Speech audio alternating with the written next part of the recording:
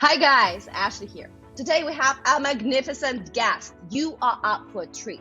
Alvin Wen Graylin, or as he's known in China, Wang Tongqing, is joining us today.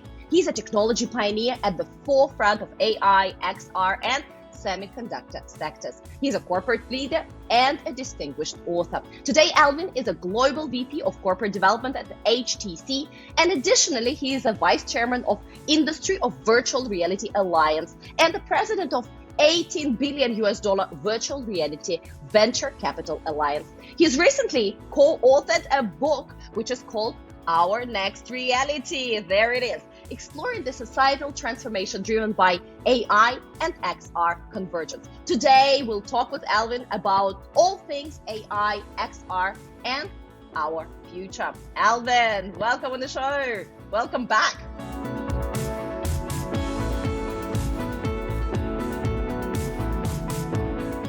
Thanks, Ashley. Great to see you again, although not in person, but I'm sure I will try to get to Hong Kong and see you sometime soon. Fantastic. I'm very excited about this book, and I'm so happy to have you back. Last episode we had also on metaverses and XR was extremely popular, and now your book, which was in the making for a year or even more, is finally here. So, first question: why did you write this book together? By the way, with a co-author, and he is Louis Rosenberg. So, why have you guys decided to write this book? Why is it important? Well, I think we're in a very special time right now in the history of not just technology, but of our species. And what happens in the next 10 years is so important because if we play our cards right and we leverage this technology to take us to the next level of our species, we're going to have an amazing future. If we don't do the right things in the next 5 to 10 years, we could go down a very dark path. And this is why I wanted to write this book because I think it's so timely that we have to motivate people to take action because the default path of these technologies is that it will probably be used for self gain and self advantage first before longer term it may become a societal advantage. But because it's so powerful, if it's misused, it could end very badly for everybody. So, and right now, it looks like everybody's fighting to have this race to be first. And the problem is when you're first and everybody's racing off of a cliff, we could it'll be very difficult to return from some of the ramifications of those decisions. So I wanted to make sure people understand both the positive and negative sides of what could happen so that we can get people to move the future towards that positive. And you don't think it's too early for that? There's a lot of people feel like, yeah, sure, AI, XR, the mixed reality, that's like 100 years away from us. Yeah, well, I think a lot of people used to think that way. In fact, if you look back in 5 or 10 years ago, people were saying, oh, AGI, artificial general intelligence, is probably 50, 100 years away, maybe by the end of this century. The problem is that the technology is advancing so quickly that now, if you look at the current, there's a website called Metaculus that essentially surveys the kind of researchers and industry experts, and several thousand people have replied and said probably with 3, 4, 5 years ago, it was probably 20 to 30 years away that we would get to AGI. Now it is 2 years away. That the average thinking is that we're going to get there, and the problem is that 2 years away, it's maybe still pessimistic because now I'm hearing people saying it could happen next year. I think Elon said that this year it'll be as smart as any human, and then within 3 years it'll be smarter than all humans combined, right? So depending on who you believe, those time frames have really, really compressed. And the problem is our society is not designed to adapt at that speed. If you look at the Mm, mm. prior three industrial revolutions, it happened respectively at 80 years, 60 years, and 45 years to do that transition. This time it has to happen in a 5 year, 10-year time frame, maybe even less. And if we don't start thinking about it now, it will overtake us. And I don't want to scare anybody, but this is why it's important for us to really take action and to at least understand what's coming, so that we know what our role can be to help push it towards the positive. We are scared. We are scared and excited. It's a choice. And I think that's what the book does so well. There is such a beautiful foundational technology base. And then there are versions of kind of reality, a more positive look, a more skeptical look, and the balance is somewhere in between. So let's jump into some of the concepts first for the context. What's AI? What's a metaverse? What's XR? What is quantum computing and spatial computing? Just briefly, a few of those concepts that come up again and again in the book. Please tell us. Yeah, so I mean, the problem is a lot of these terms have been, I guess, misdefined or maybe intentionally made more confusing than it really is, right?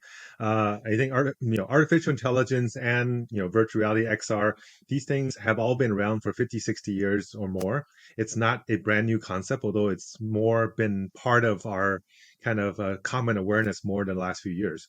AI is artificial intelligence. Essentially, is the idea that a machine can do thinking that helps to process some of the things that humans used to do. Now, the more interesting part is not what we do right now with the Gen AI is what everybody's talking about, which is essentially generative AI making videos and poems and music with these software. The more interesting part is actually AGI.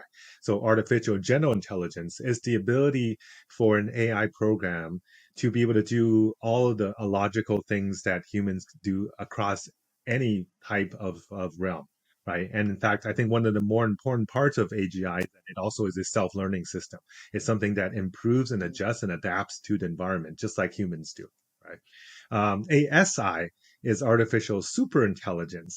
That's when Mm. essentially it teaches itself so quickly and so much that it's not only can be more intelligent than any human, it's more intelligent than all humans combined, and it's probably more intelligent than all humans combined by orders of magnitude. Right? That's essentially ASI. What is XR and AR VR? Essentially, XR is essentially the combination of virtual reality, augmented reality, mixed reality, and this is just it's a lot of terms, but it's a little confusing for a lot of people. But the reality, the important thing is that all of these technology terms will actually combine together into one device. Even a device like this today that we make with Yeah. HTC already allows you to do VR and AR on the same device, right? So, and very soon we're going to get to glasses type form factors that will do that same thing, and it will be something that people will wear all day. It will be a common part of your daily life, and it will be something that you will be more dependent on than you are on your phone today, because it will be on your face 10 to 16 hours a day. Right. And you will use it to get almost all the information that you get from the internet or from your phone or TV today. In addition, it will be the primary way you communicate with your computer, with your AI, with your AI agents. Right. So that's the combination. Now, metaverse is also a little bit confusing because last few years it's been kind of co-opted a little bit by the Web3 and kind of crypto community. But the easy way to think about what the metaverse is a 3D version of the internet. Right, the internet right now is something that we've been building for 30, 40 years. It's a global, interoperable, interconnected system of content and information, websites, apps, so forth. And all of those will go from becoming 2D content to becoming 3D content, and we will essentially interact in a virtual 3D world much more so than we do today in these 2D screens, right? 2D screens are not the natural way for humans to interface with the world. We live in a 3D world. Our bodies, our mind is designed to be optimal for a 3D environment. And this technology will allow us to get there. The XR technology will allow you to get there, right? So that hopefully that kind of clarifies a little bit. If anything that's not clear and you want a little bit more detail, we can talk some more about it. Qu- Quantum and spatial computing. Oh yes, yes. So spatial computing, it is the layer between XR and metaverse. Right? It's essentially the idea that I am now computing not on a 2D screen. I'm now computing in a 3D space. right? And that 3D space may encompass your physical space, or it could just be a Mm, completely virtual space that is not physically related, right? But the idea is that now the way I interact with a computer is in a 3D realm. Right. Quantum computing is actually something that is still in experimental phase. We'll just say that. And I know it's been a buzzword for the last couple of years, and people are talking about it, quantum supremacy. The reality is that quantum computing is only useful in certain applications. Let's say weather forecasting or stochastic processes or decrypting, very long encryption systems, right? But it is not necessary, and it's in fact probably not even optimal for most of our daily computing needs. So, really, we should probably put that aside because right now, all the quantum computers out there today are very primitive. I know it's gonna get better, and with Moore's law and all that, it's gonna get faster and better. But we're probably 5 to 10 years away from having a practical quantum computer that will be part of more people's more daily lives. Right now, maybe used in some experiments, but it's not. In fact, a lot of classical computing, even though people talked about quantum supremacy, a lot of classical computing, they've gone back and found new ways to use classical computing to do a lot of the things that they thought they could have done better. So, and the precision of the current quantum computers are not there yet. We're talking hundreds of qubits, and we really need something like 1 million or more qubits for it to be mm. used for practical daily needs. So we're still 3 orders of magnitude away, maybe 4 orders of magnitude away from having practical, usable quantum computing technology. In fact, almost all of the devices that are used for quantum computing today require a almost absolute zero temperature. It's something that you're not going to put this into your phone. You're not going to put it into your laptop, right? So it is something that's in a very special research facility. So hopefully that kind of Just, clarifies a just little like bit. in the just like in Kai-Fu Lee's book, 20 AI 2041, they have a story about quantum computers, and I think that facility is located in Norway, and it's cold and yeah, scary kind of a setup. Beautiful. Well, I So mean, AI Norway's is cold. obviously. Norway's cold, but it needs to be minus Kelvin, 270 degrees minus Kelvin. There, even in the darkest of space, it is only like 2.7 degrees Kelvin. So it is colder than the darkest of space. So We don't it's have to a worry lot of about. energy. Is it even possible? Maybe right now it's not even possible to sustain Well, that it temperature.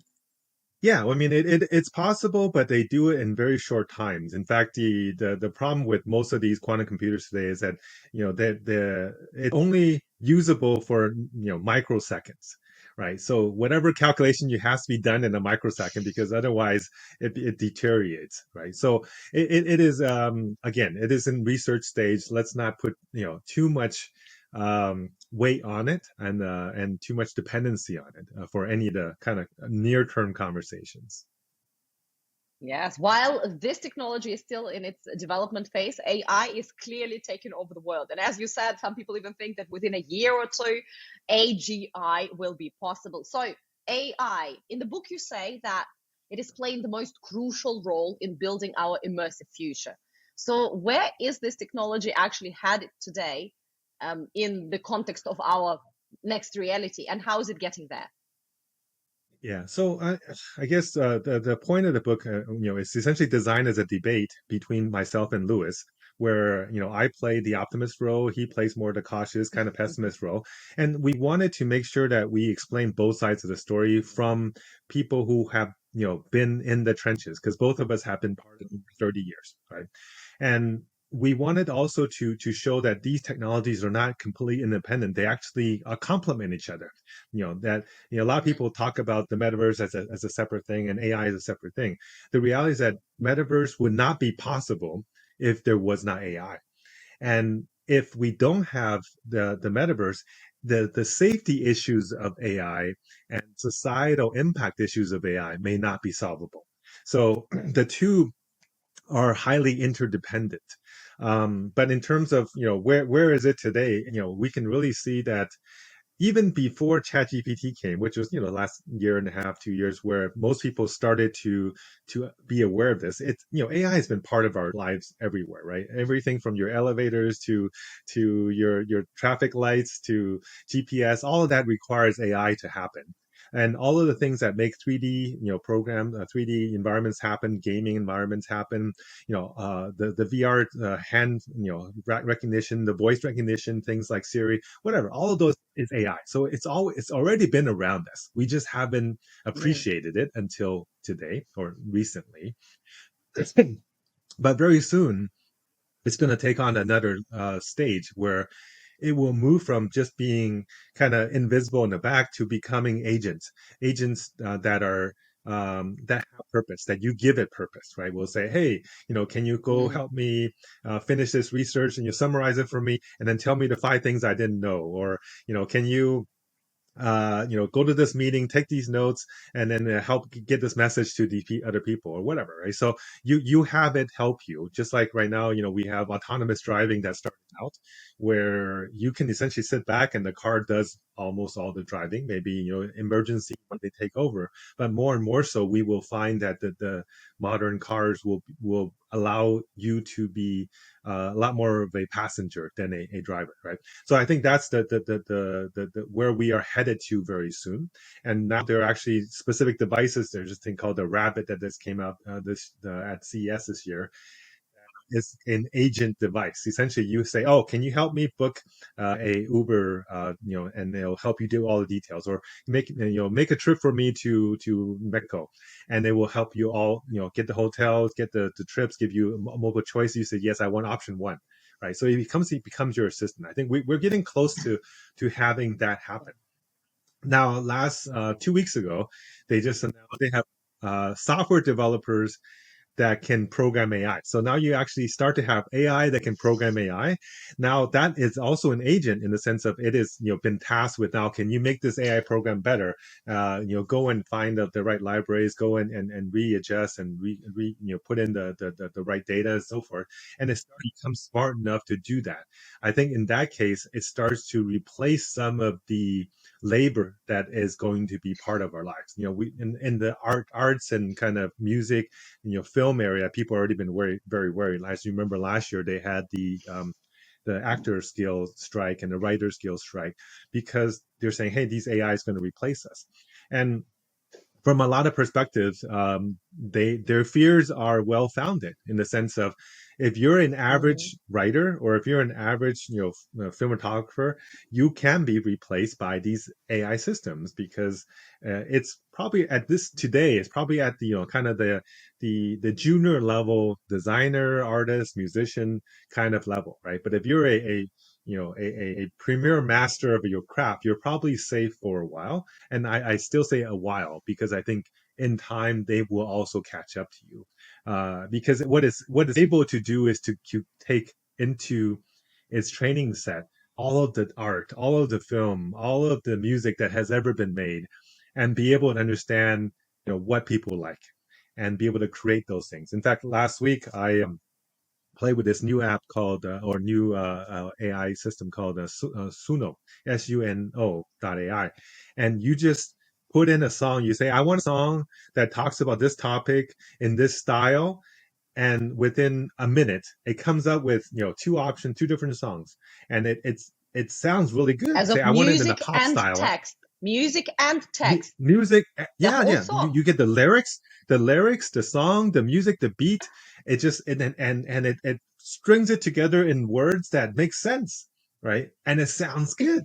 I said, hey, can you make a pop that talks about our next reality? And it came out and it gave me a 2-minute song that talked about UBI and AGI and how these things are going to change our future. And it's like, wow. And the lyrics make sense. The song sounds good. I would listen to that, right?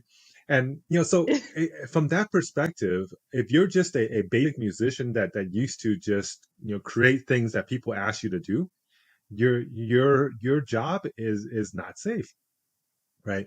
Now, if you same with you look, if you're a graphics artist that just designs logos, I can make a logo in 30 seconds with Midjourney or with Dolly or whatever, right? So Mm, all of those guys are going to be having a real, job crisis, right? I was talking to a few lawyer friends, and they're now actually starting to reduce hiring for junior lawyers because they're saying, I don't need junior lawyers anymore. I just feed in all my cases into my AI, and it takes the precedence from my pool of information, my pool of prior cases, and my prior contracts, and drafts it for me. All I got to do is review it and just say, oh, make this little change. So all the things that my junior lawyers, paralegals used to do, I can replace them with AI. So it's definitely happening, right? Now, this is why it's so important for us to also talk about the metaverse side, because what the metaverse is going to do is it's going to create a parallel economy, a digital economy, to allow Mm, people mm, to have an outlet for their energies, right? We will have a significant job displacement issue, whether it's next year, the year after that, or 5 years from now. It will be significant, and it will be a lot faster than any other technology transition that we've ever had, right? And so we need to make sure that people who lose their jobs don't feel hopeless, don't are mm. not left without a form of subsistence so that they can live and eat and have clothing, right? So the government needs to step in. The government needs to make sure that they take care of the people.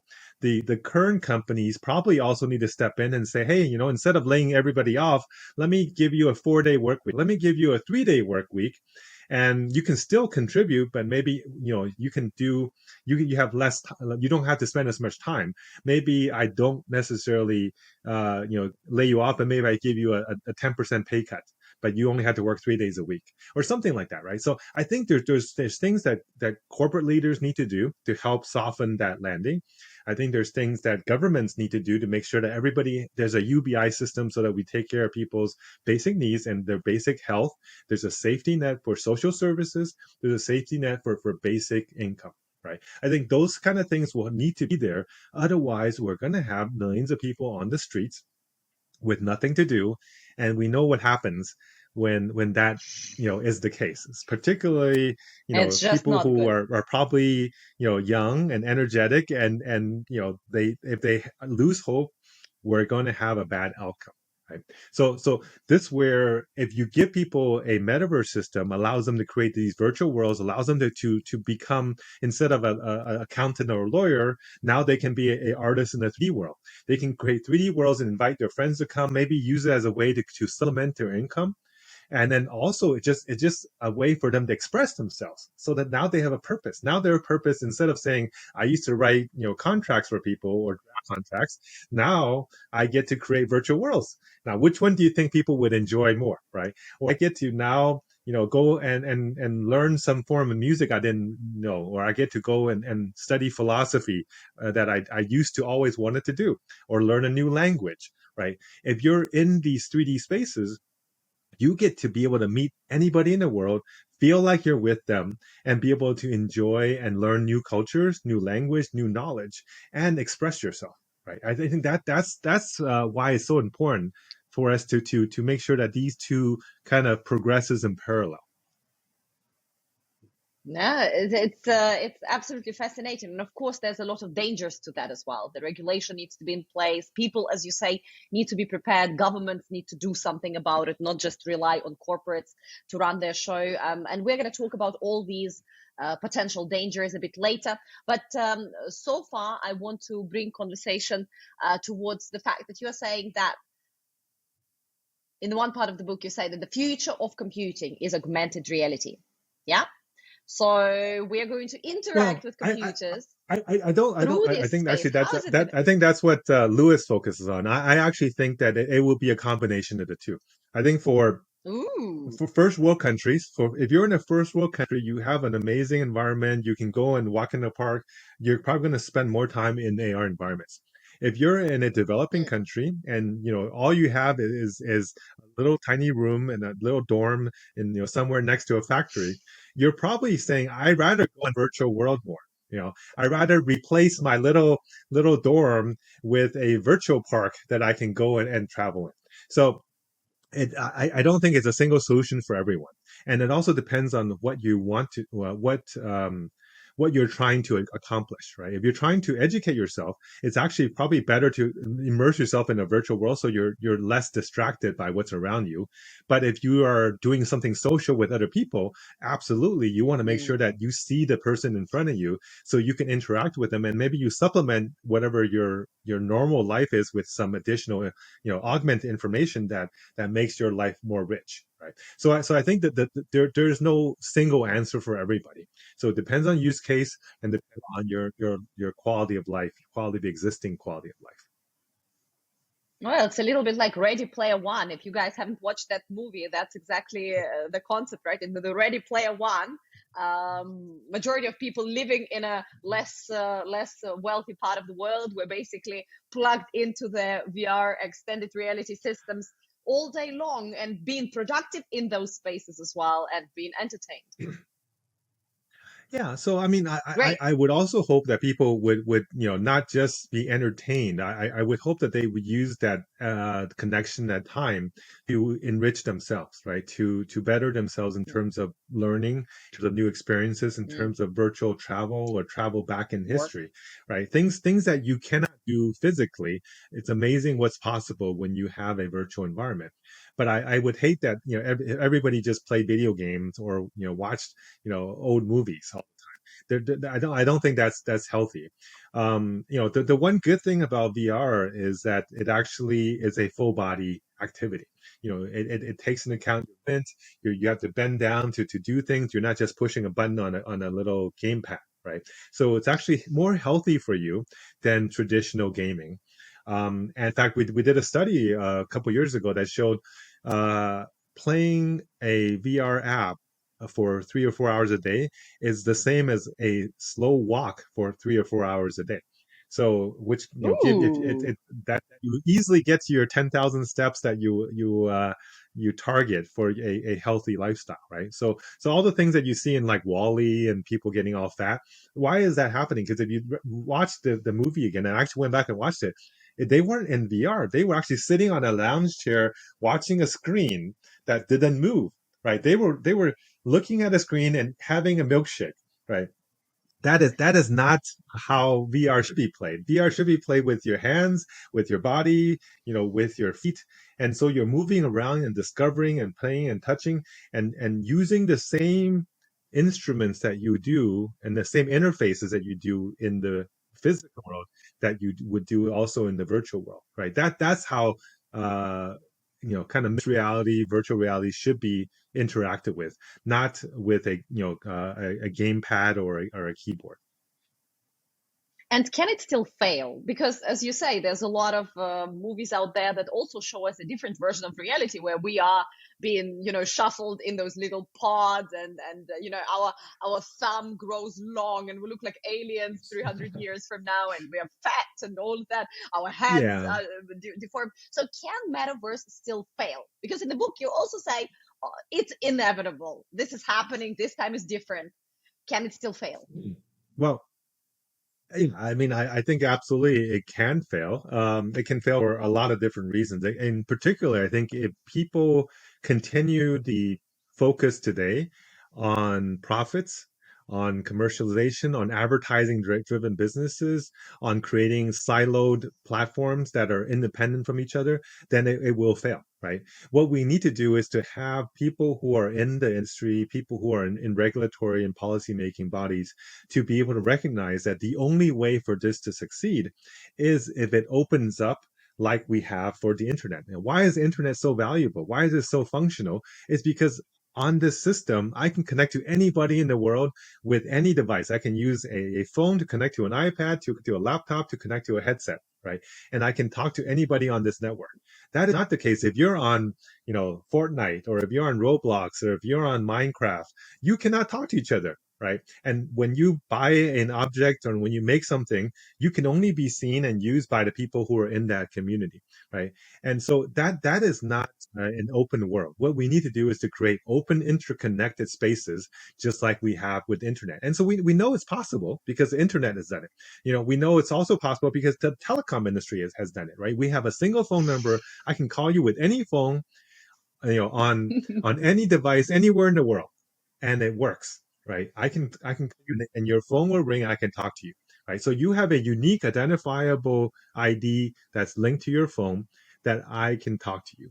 And I think that that's what we need to get to with with the metaverse, is that anybody can with anybody else in the world, they can have that 3D conversation, 3D experience, so that instead of us, having seeing each other on a screen, where we still feel like, you're not really here, right? I can see you and it's a little bit blurry and there's a little lag, but I really don't feel like you're next to me. But if you put on a headset Mm. and I'm in this virtual table and we're both in our, fairly realistic avatars, and we can change our avatars. It's fine to change your avatars depending on your environment, right? I mean, for a professional setting, you may want something more real.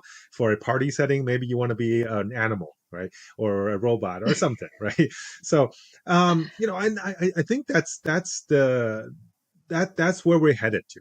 So if we can allow that type of interoperability to happen, I think the natural forces of value that's created by having an open network will move us towards that metaverse destination, right? And it also, like, I think if you saw from the book, I actually think it'll happen over phases. It won't happen all at the one time. It'll start out Mm. with the current platforms, then they'll become like regional platforms. So we'll probably have a European platform where companies that are in Europe, they can share IDs, they can share data, they can share payments.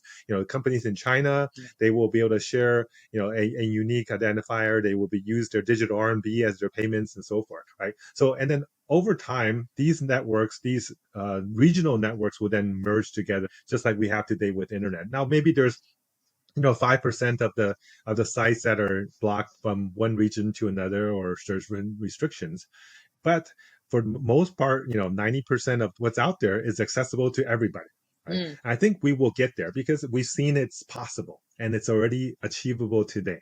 So it is a natural thing for us to move that way, as long as people see the benefits of that interconnection. And this is another very important topic, whether people actually see and want to be part of this joint human world or not. Well, Um, but I yes, think this let, this is something that this is why I want to write this book, because I want to let them see the value of seeing at a higher level. Because everybody today, they're so nationalistic, right? Every government, they have regulation for, protect their own people. They want to, you hear Jensen Wang a couple weeks ago said, "Oh, yeah, every country needs to have their sovereign AI, each AI for one country." I think that is completely the opposite. That is the worst thing we can do, because what that means is that we will create 200 AIs that will all fight against each other, all see everybody else as the enemy, and they will be trained on our history, our data, our language, and our religion. biases. And then it will be, yeah, exactly, our bias, and it will make everybody that's in your country the in group and everybody else the out group, and that will automatically create conflict. So we need to actually prevent that from happening. And I think I understand why Jensen wants to do it, because it sells him a lot more. It'll sell a lot more GPUs, but it is definitely not the right thing for society, right? If you look at our genetics, any single person in the world, there's no more than 0.1% of differences in our genes, right? That is such a small difference. Even the most distant people from each other around, the Norwegians from the Aborigines, they're no more than 0.1% of difference in genes. So we're all one people. We're so close on each other. In fact, if you just take the skin off of the person, everybody underneath is exactly the same. There's you cannot tell from looking at people what they are, right? And so I think we need to have people in positions of power really understand that, and not be so focused in creating division, not being so focused in Yeah. trying to hold on to power, right? And I understand why they want to do it, because the way to create unity in your group is to create an enemy, and to create an enemy that unites you so that you can fight against the enemy, and then gives the person who is saying that power, right? But that maybe is useful before, when we were in a scarcity minded society. But very, very soon, if AI does all the things that we talked about doing, that's going to make us so much more productive. It's going to do so much work for us that at that point we start to enter a abundant focused society, right? And if that's the case, then all those assumptions that we used to have in terms of why we need to fight, why do we need that oil, why do we need that land, why do we need that food, that's not no longer valid. Those assumptions are no longer valid, and I really hope that the people in leadership today see that and start to reunite. Now, the good news is last week the UN just passed a resolution, a non-binding resolution for a global, I think 120 countries agreed to say that we will try to create a global effort to create a more safe and kind of united AI, right? Or shared some shared benefits of AI. So I think we're moving towards the right direction. The EU had their AI Act that was passed about a week or 2 weeks ago, so that's also very Yeah. positive. I mean, China's had an AI law for probably over a year now. They're probably the first in the world to actually have a structured AI regulation come out. So I think we're heading in the right direction. You look at Singapore. They actually just came out about a month ago with a mid-career education program. So essentially, they will pay for anybody at any age to go back to school, right, and get a master's degree Yeah. or get a bachelor's degree. I think that those are kind of things that we need to think about, right? Because instead of creating programs that are saying, okay, I want to create a AI center in my country, and then all the servers, I want to buy all the servers so I have more servers than they have, right? That is going exactly the wrong way. But I'm seeing hope. I see signs that we as a society, some leaders are starting to see that, right? Mm. We had I think about 3 weeks ago, um, Bernie from one of the prior U.S. Presidential candidates. Though some people call him a little bit socialistic, but he proposed that we start thinking about creating a 4-day work week for the U.S. Right? I think that those kind of programs, those kind of ideas, he probably won't get it passed. But the fact that people are talking about it, right? It's amazing, and I think Europe, especially certain parts of Europe, is already practicing a lot of these things in terms of social safety nets, in terms of support systems, right? And in terms of, if you're having a child, you could be off for 6 months in the US, and pretty much the next week you got to be back to work, right? So it's a very it's a very different mindset in different parts of the world. So I think there are certain parts of the world that they already are seeing and practicing some of these ideas. I just wish that it was the true in more parts of the world, right?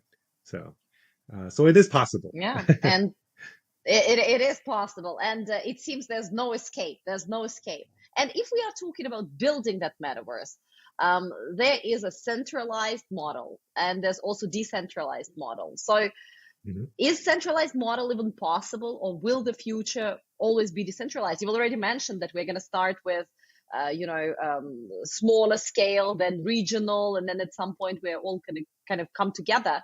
But what are those No, approaches? I don't think it's going to be an absolute centralized or decentralized. If you look at the internet today, for the most part, it is decentralized. We have servers and Mm. routers and switches everywhere in the world. There's wires and cables everywhere. There's satellites everywhere. So it's actually quite decentralized. But there are central parties like the DNS servers, right? To know which server, what ID equates to what URL. To know how to route these packages. There are certain servers managed by certain organizations that helps to define what everything means, right?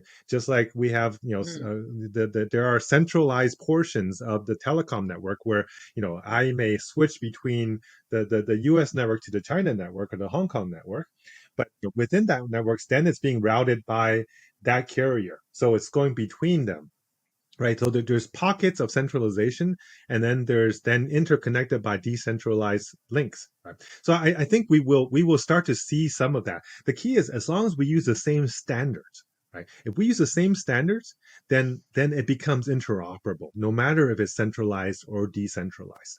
I know people want to move towards a completely decentralized model, but honestly, at least the things that are being proposed by the Web3 community, it's just not achievable because the performance levels of the systems that they've created are just not designed for the volume and the speeds that is required to make this system operate. Right. And the networks work pretty well today. I don't know if you need to go on, rip everything out and say we're going to start over and make everything decentralized. I don't think that is necessary. There definitely will be, I think, decentralized aspects. I think we could have a global unified ID system that could be a decentralized system that allows you to say, hey, if I buy an asset in one virtual world, I should be able to take it with me, take that outfit or take this special tool to another world that I go into, even though that world may actually reside in a server in another country that's operated by a different blockchain. So those kind of things, as long as you have standards, then actually I don't think it really matters whether it's centralized or decentralized. For practically, it will probably be a combination of. It will most likely be a combination. We humans are quite messy, right? So it's always running in one direction, then messing it up a little bit, going into the other, and then in the end, putting a cake together, and it works. So likely it's going to be somewhere there. With these developments, you've mentioned it already. With all these developments, a lot of industries are going to be disrupted. A lot of people are going to have to go back to school or find something else to do, or in general think about what does it mean to be human for the first time, right? You don't need to be productive on a daily basis, and whatever you are productive with, you might not be better than AI, whether it's art or whether it's actually let's say some computing, etc. So you give a few examples in the book, and you say that marketing and advertising are going to be disrupted, and they already are. Health and medicine, education, and many more industries. For example, you say that this new world, this new extended reality world, is going to be the end of advertising, because there will be no ads that are needed and everything will be personalized and fed into people. The culture, the media will also be disrupted. So let's talk about that a little bit. Give us a few examples and help us see how these fields are going to move forward in the next 10, 20 years, and what shall we prepare for? Sure. So let's start with the advertising model. And I know the internet, a lot of the internet today and a lot of media in general is driven by advertising. And advertising is essentially using content to influence you, right? If we actually allowed AI to influence us together with the power of a multimodal immersive experience, it will be the ultimate holy grail of advertising, because it will be a brainwashing machine, right? And honestly, it is, if you still had advertising, it would be very scary, because I can manipulate you to buy anything, to vote to anywhere, to go and anywhere, and I can make you happy, I can make you sad, right? If I was an advertiser, if I was paying for something to happen. So we really don't want that to happen, because this medium is so powerful, because it will not just be a screen that has a little bar on the side that says, okay, ad, right? You will not be able to tell what is an ad and what is a placement and what is a real friend versus a virtual avatar powered to look like your friends that's powered by an advertiser, right?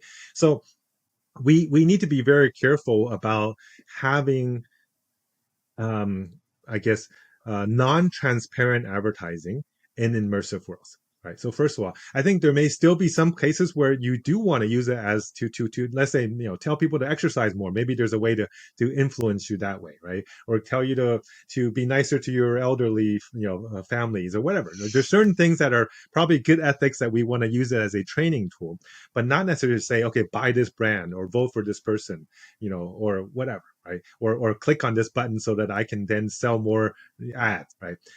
Those are the kind of things we want to limit. Now, the other thing is commerce will actually change, because right now commerce, you do advertising so people come buy you. You create a brand so people come buy your stuff.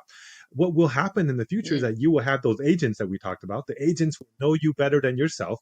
It will know what you need.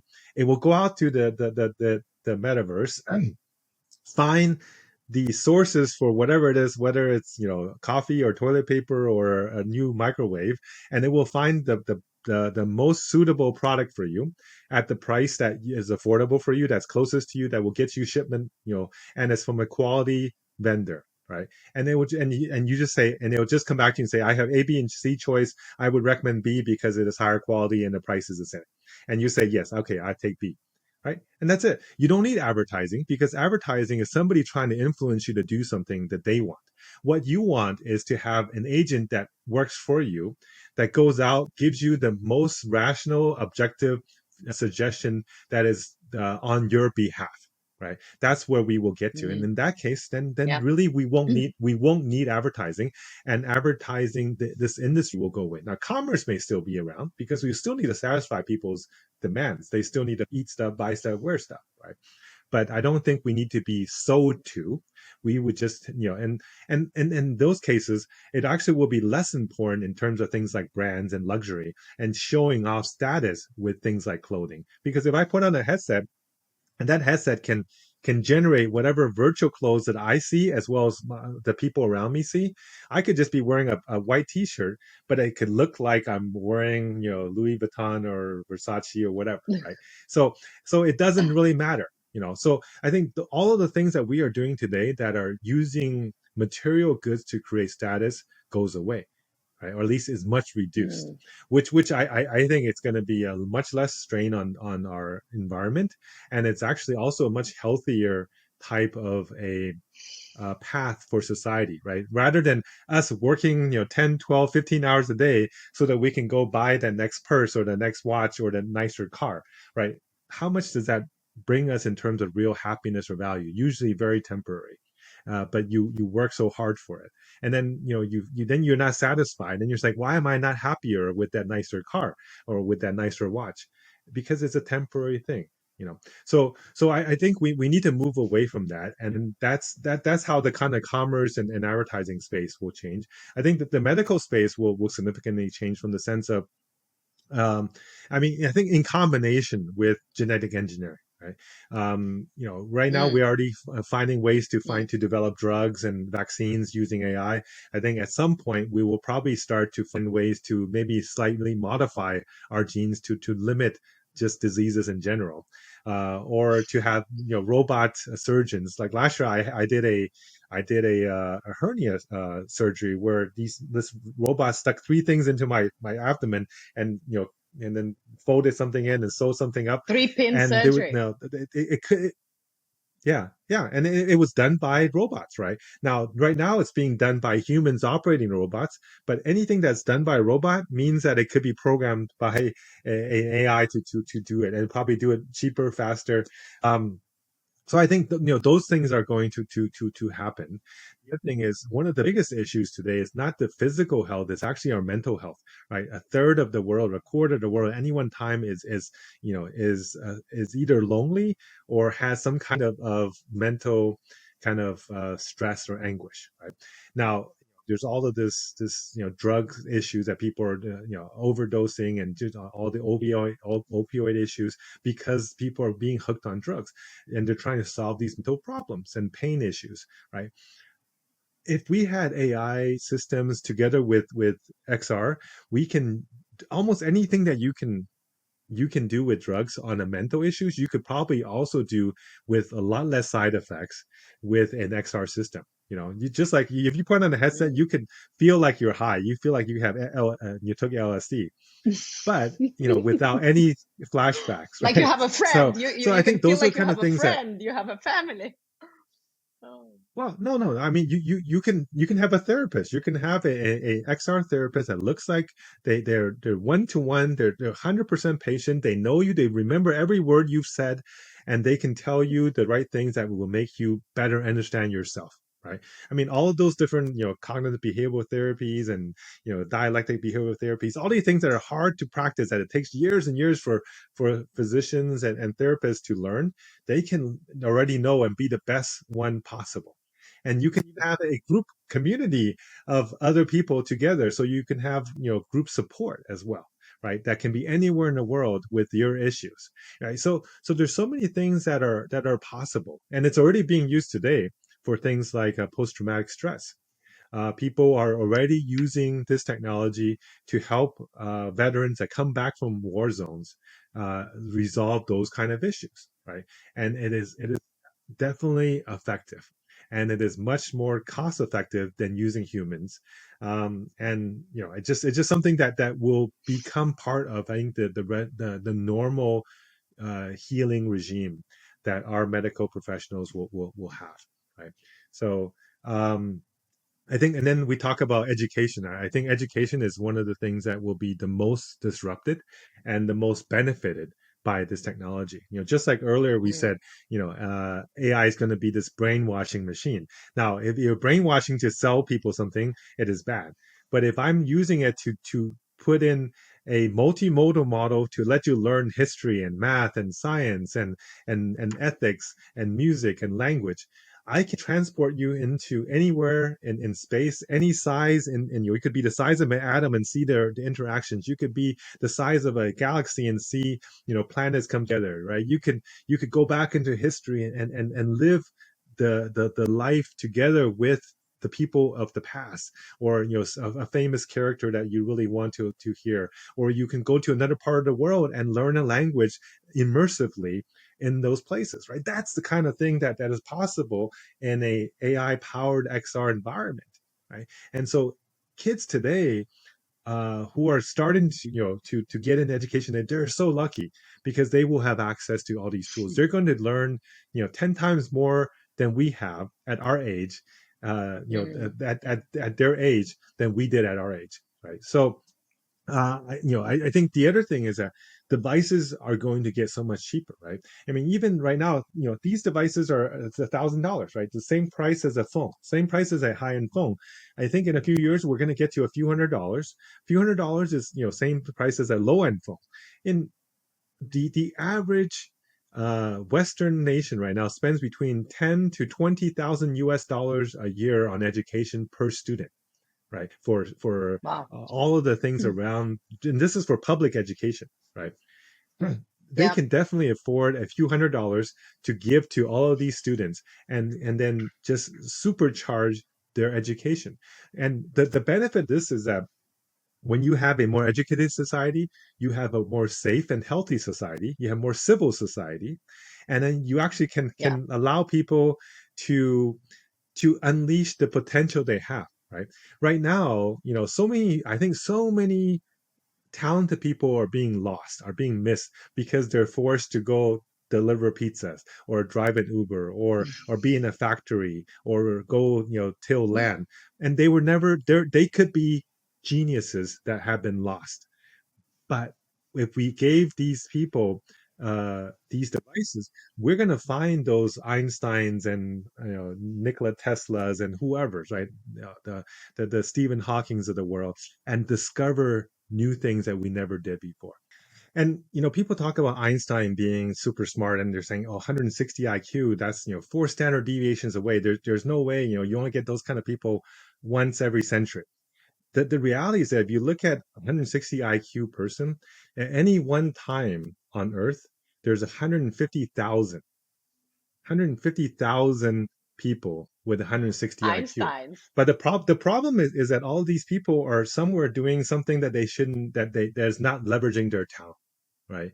Or they're trying to create the best advertising system to try to make you click on a button, right? So that's the issue. We need to get these people where they belong in terms of leveraging their intelligence, their creativity to contribute the most to society, right? And I think that's what we need to think about now. In terms of how this is going to happen, I think we're going to go through multiple phases over the next, 10 to 30 years. The first phase right now is where we are today, where AI is essentially our tool, right? It's going to make us more productive, Yeah. make us, be able to do things a lot faster, would save us time, let us have less time at work, right? The next level is when we actually get to the level of what happened with the Renaissance, right? Why did the Renaissance create so many artists, right? So many inventors. because they had patrons. They had people who said, okay, here's a bunch of gold, go paint me the Sistine Chapel, or go make me a statue of David, right? And they gave them years to do that. Nobody was rushing them. They're like, go make something beautiful, and and then go study anatomy, or go create a helicopter, right? And so when you don't have to worry about a roof over your head and the food on your table, Mm. you get to unleash the power that's inside you. And I think that's where we will be, is that all these AIs that are, these AI agents that we talked about, they will be going and doing the work for us. The robots that are coming out today, they will be going and doing the labor, the manual labor for us, so that we can go and spend time unleashing our potential, right? So then Mm. we all become Renaissance people, instead of just being an accountant, or Rat a race. a trade worker or delivery worker or whatever, right? There's so many smart people that are being wasted in certain traits, right? Now, the last one is, I think, actually the most interesting one, and maybe the most controversial one, is that the phase is we start having these AIs become so smart and so capable that they start actually becoming self-aware. They start becoming Mm. sentient animals, beings. Just like 50 years ago, animals had no rights. There was no animal cruelty. Now we recognize that, hey, animals can suffer. Animals should be protected. They should have rights, right? I think we will have that same type of recognition in that kind of 10 to 20 to 30-year time frame, when we say, hey, these intelligent beings, they should have rights, because they can be aware, they can be abused, and if we treat them well, they will treat us well, right? Just like, like 200 years ago, people, slavery around the world was very accepted. you know a few hundred, in fact, just, I mean, going back, our ethics have been changing, right? We need to think about having these future AI beings not just be some tool that we use. We need to treat it well, and we shouldn't be afraid of it. In fact, the less afraid of it we are, the better it is for us. Because if Mm. you're afraid of it, it will see that and say, hey, why is it afraid of it, and what am I doing that's creating this danger that it's afraid of. And that you may have a self-fulfilling prophecy, because you will treat it poorly. It will then respond to your poor reactions, right? Poor action towards it. What we need to think about is, how can we treat these not as a tool, not as a enemy, but to treat it as our descendants, our children. Because in a lot Mm. of ways, that's what it is, right? What has Mm. created these AIs? It is the memes, the history, the science that we created, the things that we've created over the last 100,000 years, as of human culture. We fed into making these AIs, right? So it has a little little gene of us in it. Just like we in our genes have a little piece of every single animal that we came from the single cell bacteria and viruses, to the fish, to the mammals, to the primates, to us. We have, through that chain, a little bit of gene of all the prior animals that we were built on. And the same for these AIs. It will have that piece of us in it. So if we treat it well, and we teach it how to be kind to each other, how to be patient, Mm. how to help people instead of fight, we will then teach it to become a better version of ourselves. And it will then treat us the way that we want to be treated. Right.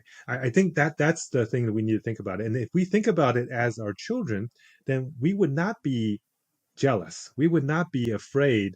We would not be, we would want it to be more successful than us. Because if it is smarter than us, it's great. If my daughters went to a better school than I did, went and did better job than I did, made more money than I did, I'd be so proud. I'd be like, great. I am successful as a parent to have created, these children. We should be the same. If we see that these AIs Mm. exceed us, they're smarter, they're faster, they can go farther out in space and discover things that we can't do, we should be proud. We'd be like, oh, look, our children is out there in space trying to discover new planets. That we should have that same feeling. And I think that, um, if we take that perspective, we will have a lot less fear, and we will have a lot more reason to work together. And reminds me of that interesting picture that you have in the book of the humans evolution. And Yes. I think it starts with, with the kind of apes um, that are talking about offsprings and, self survival and offspring survival. And then we go into a more modern times, like 100,000 years ago, so it's tribal dominance, then it's national dominance, right? And then we go into, okay, species preservation. And that's where you have this picture of a guy wearing XR goggles, and and then it goes into consciousness expansion and Mm. intelligence preservation and ultimately interstellar expansion. Very, very interesting, very inspiring. And somewhere in the mid of that transition, we stop looking human at all. So Well, I we mean, can only see them as the future of yeah, I mean, humanity. I think we ourselves will still stay, but there will be versions that becomes um, the next evolution, right?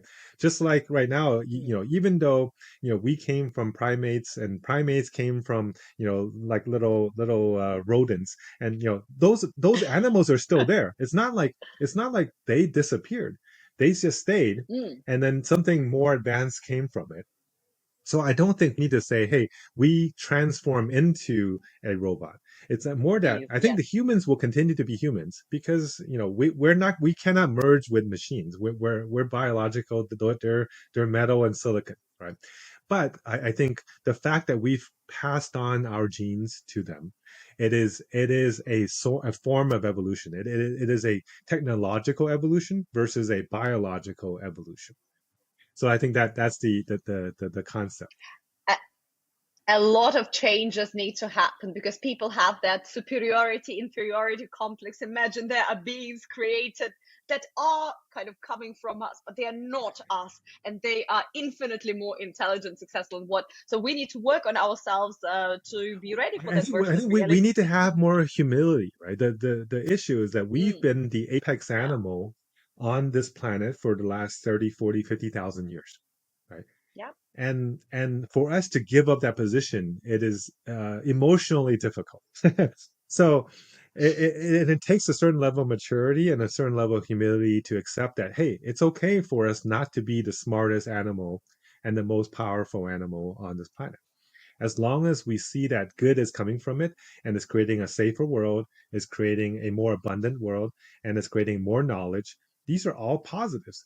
And it actually reduces conflict between us, right? So that there could actually be a lot more humans, whether on this planet or on other planets, if we did the right things, if we accepted that we are no longer the apex.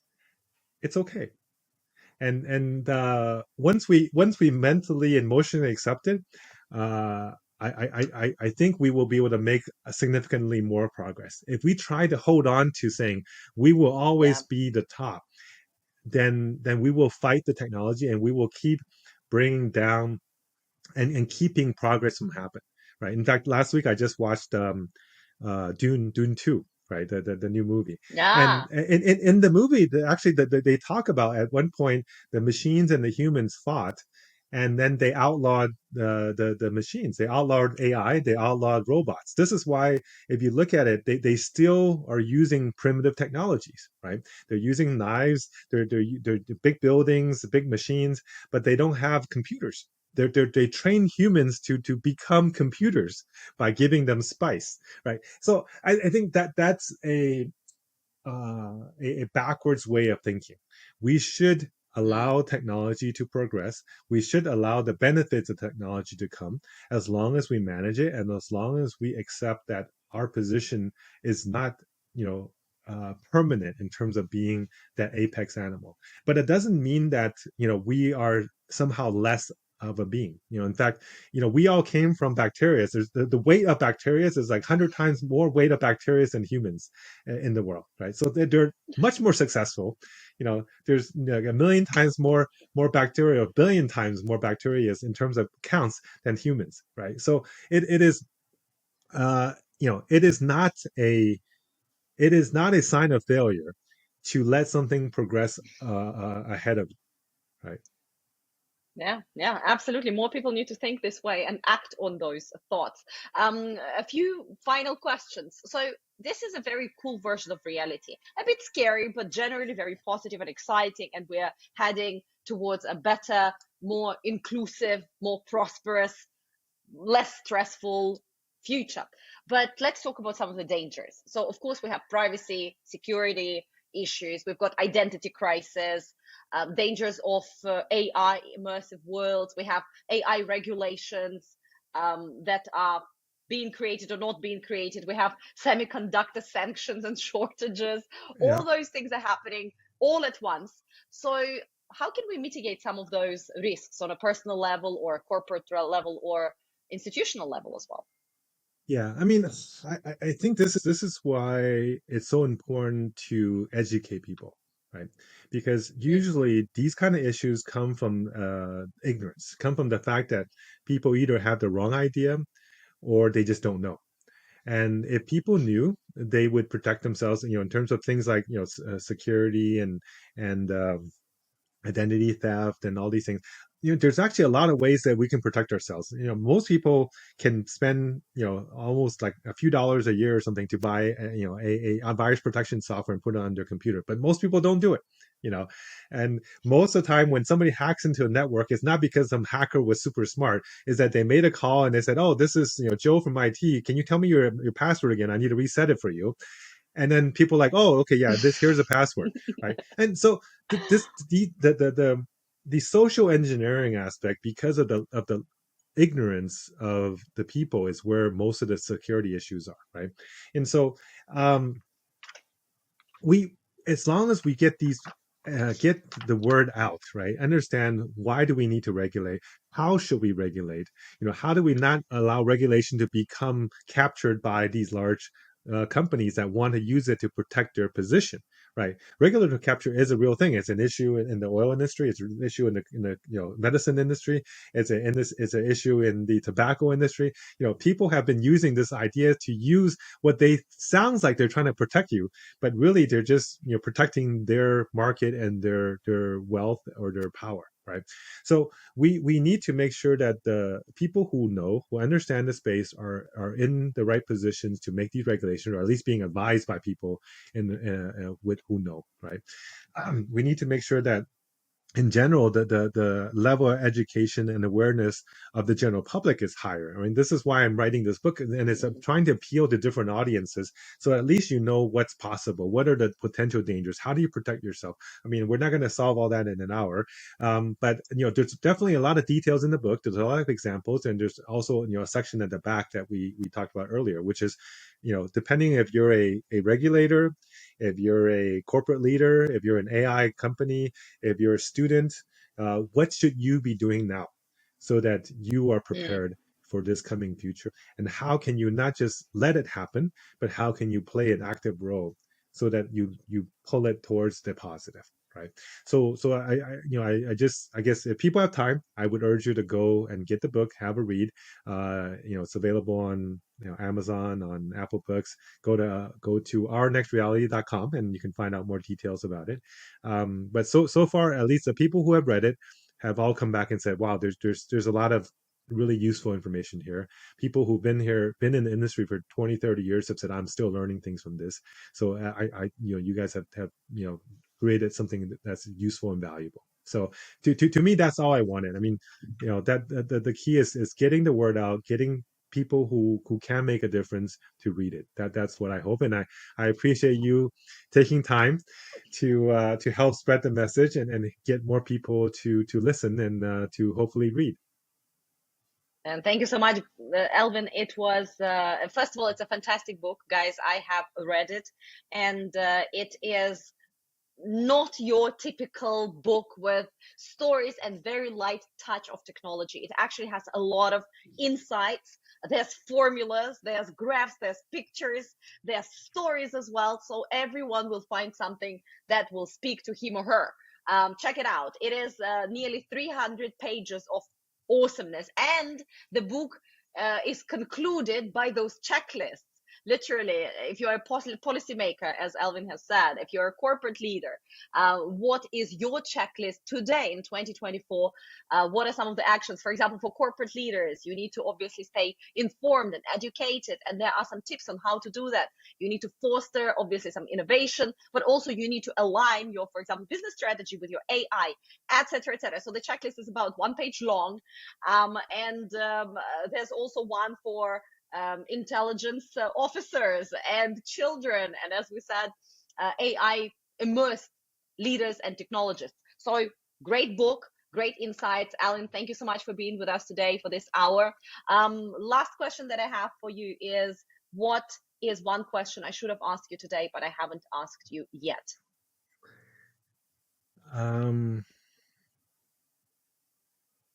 I guess probably one thing that you haven't asked is what should you tell your children to do next? What should they be So, learning?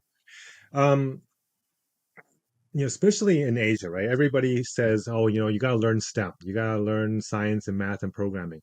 And the reality is that those are going to be the first things that AI can do better than we do, right? As we get to a world where as we get to a world where technology can help boost our intelligence, what's more important going forward is our ability to communicate with each other, our ability to understand each other, our ability to think logically, to think critically, to have the right ethics so that we're doing the right things, not just doing things quickly or productively, right? So, learning philosophy, learning ethics, learning culture, learning language, learning communication styles. I think those are learning psychology and sociology, right? Those are the things I think that we used to undervalue, particularly in kind of Eastern education. I would like parents, to double down on that. I mean, I'm not saying don't learn math and science, but don't focus only on math and science, right? And I think it's a little bit counterintuitive for a lot of kind of Eastern audiences, but I think that's where we will be able to separate ourselves, is knowing what questions to ask, not necessarily always having the right answers, but knowing to ask, is that the right thing to do? Is that how we should be treating each other? Is that, what is the social impact of us doing this thing, whatever decision that we're making, right? And when we think that way, and we start to expand and understand history, we actually also start to think much more long term. And I think that's something that most young people are not doing, and even most adults are not doing enough, is to think longer term. So, and this book, as you know, it goes from kind of slight historical to, actually, some parts of it goes way back, but it also tries to bring the future closer, so that you can see whatever you're doing today and how that might actually have a long-term impact. And I really hope that most people in the world would think longer term. If they did, I think they would make a lot of different decisions. And those decisions are usually going to have a better outcome if we thought longer term. and with this beautiful message, we're going to conclude today's session. Thank you so much, Alvin. Guys, check out Our Next Reality. It's available on Amazon. Yes, it's available on ournextreality.com, is it? Yes. Check out Alvin on LinkedIn at Alvin Wang Graylin. Hit him up if you want to invite him to speak at your event. He's a professional speaker focusing on the topics such as AI, future of reality, semiconductor industry, whatever you need technology related. He is definitely a very senior leader in the space, accomplished author and corporate leader as well. Guys, stay tuned for more Ashley's Digital China episodes to come, and thank you so much for spending this hour with us. Have a good one. Thank you, Ashley. You've been amazing.